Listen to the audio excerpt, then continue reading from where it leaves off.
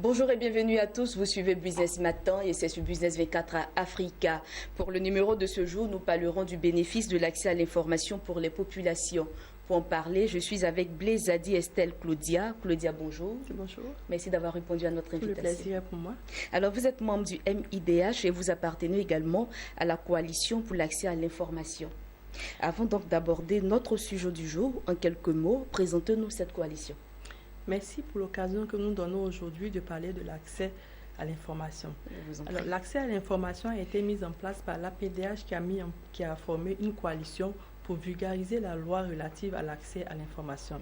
Alors, cette coalition-là regroupe en son sein des organisations de la société civile qui sont le MIDH, la structure dont j'appartiens, l'APDF, le RIDEF, la Fondation Serenity, on a l'AFJCI, l'Association des femmes juristes, on a l'ONG Plaidou et on a le RIDEF.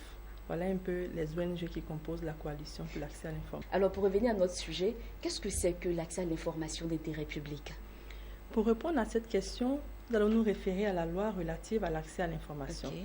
Alors cette loi-là, en son article 1er, dispose que l'information d'intérêt public peut se définir comme toute donnée, connaissance, quelle qu'en soit sa forme produite, écrite, détenue par l'organisme public. Il faut entendre par organisme public l'État et ses démembrements, les ministères, enfin l'administration publique en quelque sorte. Tout à fait. Alors, pourquoi est-il important pour les populations d'avoir accès à cette information? Cette question est très importante. Il est très important pour la population d'avoir accès à l'information. Parce que cela participe de la démocratie.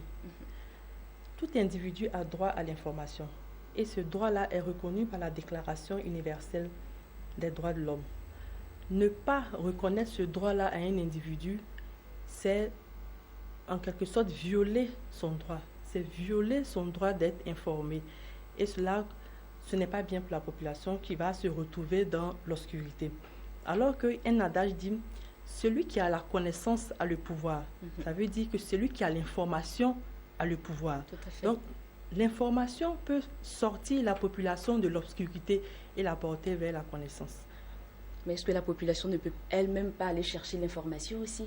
C'est vrai qu'à ce niveau-là, la population a sa part de responsabilité. Mais il revient à l'autorité publique de mettre tout en œuvre pour que la population ait accès à l'information. Prenons le cas des conseils généraux, par exemple. Il n'est pas forcément nécessaire pour la population de savoir quel a été le budget de la route, est-ce qu'il y a un budget qui est alloué pour les femmes, est-ce que les paysans ont une aide. Mais le conseil général peut mettre ces informations à la disposition de la population. Et lorsque cela est fait, vous allez voir que dans la région, les populations vont commencer à s'intéresser à la gestion des affaires publiques. Tout à fait. Et cela participe de la transparence et de la bonne gouvernance. Alors j'aimerais que nous parlions des femmes. Elles ont une spécificité, c'est la maternité. Alors en quoi est-ce que l'accès à l'information peut aider ces femmes-là à mener à bien leur maternité? Bien, vous savez, madame, les femmes constituent une frange très importante de la population ivoirienne.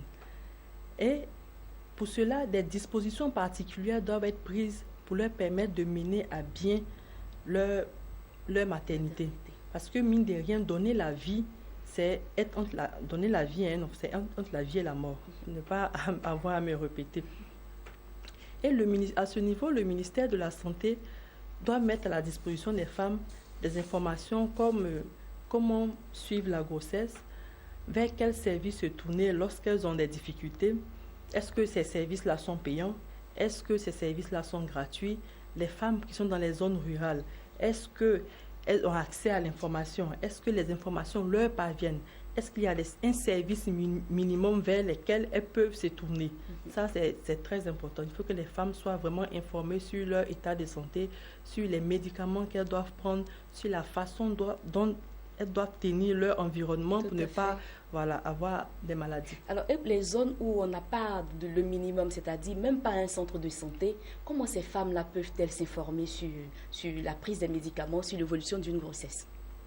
C'est vrai, il existe des centres où il n'y a pas de centre de santé. Des zones très reculées. Dans ces zones-là, il y a un groupe de femmes qu'on appelle généralement les matrones. Ce sont elles qui qui aident les femmes quand elles sont en période de grossesse. Alors ces femmes-là, il faut les former. Il faut leur donner la bonne information. Il faut les former sur la technique les nouvelles techniques d'accouchement. Elles pourront mieux aider les femmes et mieux relayer les informations relatives à leur état de santé. Ce qui revient au fait que l'État doit pouvoir collaborer avec les matrones. Bien sûr, bien sûr, bien sûr. Il y a eu des cas d'accouchement où la sage-femme a eu à faire recours à la matrone pour l'aider à accoucher des femmes. Ça, c'est dans des cas très difficiles. Il y a des fois où les femmes sont dans des situations très difficiles. Donc, on a affaire aux matrones. Elles ont des techniques traditionnelles, souvent très efficaces, qui permettent aux femmes d'accoucher sans difficulté. Alors, vous êtes aussi d'accord avec moi qu'il y a des femmes qui reçoivent ces informations des centres de santé, si on peut le dire ainsi, mais qui n'appliquent pas. Dans ce cas, que faut-il faire? Ce qu'il faut faire, il faut les sensibiliser au maximum. Il faut vraiment sensibiliser ces femmes-là pour qu'elles puissent appliquer ces méthodes-là. Il faut leur faire comprendre qu'il s'agit de leur vie. Il s'agit de la vie du bébé qu'elles portent.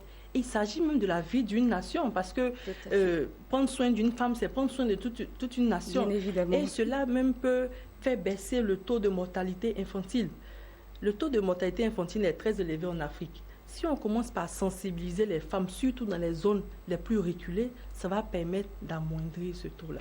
Donc, si je vous suis bien, c'est de ne pas simplement donner l'information à ces femmes, mais après avoir reçu l'information, il faut encore les talonner pour qu'elles puissent appliquer tout ce qu'elles ont appris. Tout à fait. Alors, j'aimerais que nous nous penchions maintenant sur le cas des jeunes. Nous savons que la jeunesse est aussi un poids pour toute nation. Alors, pour ces jeunes-là, quel type d'information est-il nécessaire de mettre à leur disposition pour leur épanouissement? Alors, les jeunes constituent une frange de la population vraiment grande. Ce qu'il faut faire pour cette frange de la population qui est en train de se bâtir, qui est en train de se construire, c'est mettre les informations leur permettant de vraiment s'orienter dans la vie. Que ce soit dans leurs études, que ce soit dans la recherche d'emploi, que ces offres d'emploi soient des structures publiques ou privées. L'État doit mettre vraiment les offres d'emploi à la disposition de ces jeunes-là. Concernant les concours, ils doivent être informés des critères de sélection, des pièces à fournir, des délais d'exécution des concours, pour que les jeunes puissent vraiment s'orienter, parce qu'il y va de leur vie. Le taux de chômage en Côte d'Ivoire est très élevé. Il y a beaucoup de jeunes qui ont fini leurs études, mais qui n'arrivent pas à avoir d'emploi, soit parce qu'ils n'ont pas la bonne information, ou bien l'information ne vient pas à temps. Et ça pose vraiment un véritable problème. Ça peut poser le problème de délinquance, le problème de filles de rue, le problème de prostitution. Alors, lorsque la jeunesse a la bonne information, elle saura mieux orienter sa vie. Alors, quand vous parlez de bonne information et vous parlez aussi des concours, c'est-à-dire quoi? Quand il y a un concours, on ne communique pas là-dessus, il n'y a pas de communiqué, il n'y a pas d'annonce au niveau de la presse écrite, ou c'est quoi? Vous voulez parler de quoi concrètement? Il arrive des fois où, lorsqu'un concours doit être organisé, les jeunes n'ont pas l'information à temps. C'est-à-dire? Lorsqu'ils ont l'information, il reste une semaine pour composer. Ah, ça, je ne savais pas. Lorsqu'ils ont l'information nous est refusée. Donc, il y a une rétention d'information. Il y a une rétention d'information. Okay. Ceux qui bénéficient de l'information sont les proches des personnes qui travaillent, par exemple, qui travaillent à l'organisation de ce concours-là. Et ce qui n'est pas bien. Ce qui n'est pas bien. Voilà. Donc, ça fait que la majorité des jeunes est délaissée. Quand l'information vient, il reste une semaine, soit 10 jours, il faut faire les papiers. Ils n'ont même pas le temps de se préparer pour le concours. Tout à fait. Ce qui est plus grave, c'est que quand le concours a été fait et que les résultats sont sortis, la liste des admis n'est pas affichée. Donc, on ne sait pas qui est admis, qui ne l'est pas. C'est un concours. Lorsque un concours de la fonction publique... Si la liste n'est pas affichée, on fait comment pour savoir si on est admis ou pas? Le nouveau système qui est mis en place maintenant, c'est que chaque candidat introduit son numéro et il a son résultat. Je ne peux pas avoir le numéro de mon voisin puisque je ne connais pas son numéro. Voilà. Donc, ce que nous recommandons, c'est qu'il y a une liste, que la liste soit affichée, que ce soit sur le net ou bien dans les centres, que la liste soit affichée, que tout le monde ait accès à cette liste-là. Là, c'est transparent. Mais transparence, nous parlons de modernité, nous parlons de la venue du numérique et autres. Vous ne pensez pas que c'est pour faire un chemin avec la modernité, avec le numérique, qu'il y a ces nouvelles méthodes qui sont introduites dans le fonctionnement des différents concours? C'est vrai que nous sommes à l'ère du numérique, Mais n'empêche qu'il y a un droit à respecter, Tout à fait. qui est le droit à l'information. Donc la jeunesse a le droit d'être informée de la liste des admis lors d'un concours. Ça, c'est un élément qui est très important. Cela va permettre aux autorités d'être plus transparentes dans ce qu'ils font.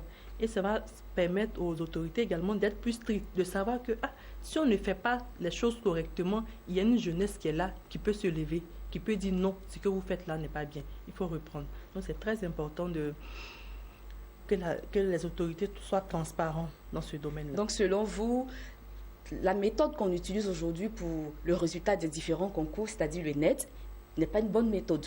On doit retourner à l'ancienne méthode. Ou quand on a admis, enfin, quand on doit donner les résultats d'un concours, on va soit dans le centre ou au ministère et la liste affichée là, je sais que moi je suis admise, ma voisine est aussi admise ou mon voisin de classe est admis. C'est ce que vous recommandez? Je ne dis pas que la méthode sur Internet est une mauvaise méthode. Mhm. Même sur Internet, on peut afficher la liste. C'est-à-dire? On peut afficher la liste des admis. Quand je clique, si je clique mon numéro, il y a un code qu'on pourrait donner à chacun. Que la liste soit accessible que la à liste tous. soit accessible à tous, même sur le net. Et que cette même liste-là soit aussi affichée dans les centres. Ok. Qu'est-ce qu'on a à cacher? On n'a rien à cacher, donc tout le monde peut avoir accès à la liste. Ok. Alors, Claudia Blé, nous sommes au thème de notre entrevue. Vous avez quelque chose à ajouter pour que les téléspectateurs comprennent mieux le sujet que nous avons abordé ce jour? Oui, merci beaucoup. Alors, j'aimerais dire aux téléspectateurs que le gouvernement ivoirien nous a donné un pouvoir Ok. en mettant en place une loi. Et cette loi-là nous permet d'avoir droit à l'information. Tout à fait. J'aimerais demander aux téléspectateurs de ne pas rester chez eux, mais de prendre possession de cette loi-là pour réclamer leurs droits. Alors, merci beaucoup. Avec vous, Claudia, nous parlions du bénéfice de l'accès à l'information pour les populations. C'est bien cela? Oui, merci. Alors, merci à vous de nous avoir suivis. C'est ici que nous arrêtons pour ce numéro. Je vous dis à très bientôt.